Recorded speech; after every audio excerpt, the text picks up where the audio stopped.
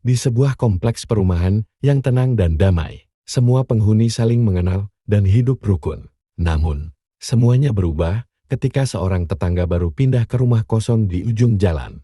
Rumah itu telah lama tidak berpenghuni. Dan ketika akhirnya ada yang pindah, rasa penasaran pun mulai tumbuh di antara para tetangga. Tetangga baru itu adalah seorang pria paruh baya. Bernama Pak Arman. Ia jarang terlihat keluar rumah, kecuali di malam hari. Bahkan ketika ia keluar, ia selalu mengenakan pakaian serba hitam, lengkap dengan topi besar yang menutupi sebagian wajahnya. Setiap kali Pak Arman berjalan keluar, ia selalu membawa sebuah koper besar. Seakan-akan isinya sangat penting. Para tetangga mulai membicarakan Pak Arman. Mereka bertanya-tanya, apa yang dilakukan pria itu sepanjang hari di dalam rumahnya. Beberapa dari mereka bahkan mengaku mendengar suara-suara aneh dari dalam rumah Pak Arman pada malam hari. Seperti suara gesekan logam dan bunyi benda berat yang dipindahkan suatu malam. Bu Rini, tetangga sebelah rumah Pak Arman, melihat sesuatu yang membuat bulu kuduknya berdiri.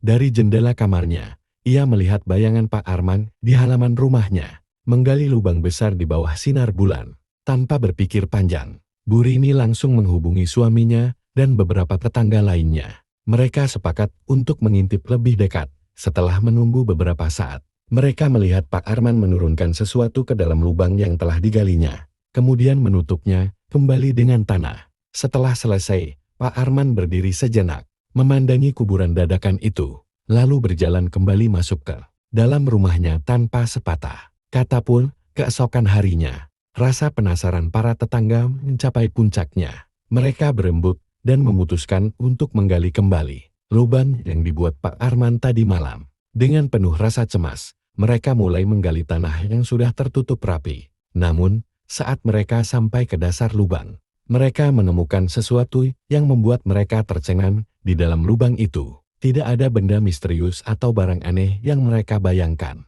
Yang mereka temukan hanyalah sebuah kotak kayu tua, berisi buku-buku catatan dan foto-foto usang. Ketika mereka membukanya, mereka menemukan bahwa buku-buku itu berisi catatan-catatan harian dan dokumen pribadi yang sepertinya sudah sangat tua.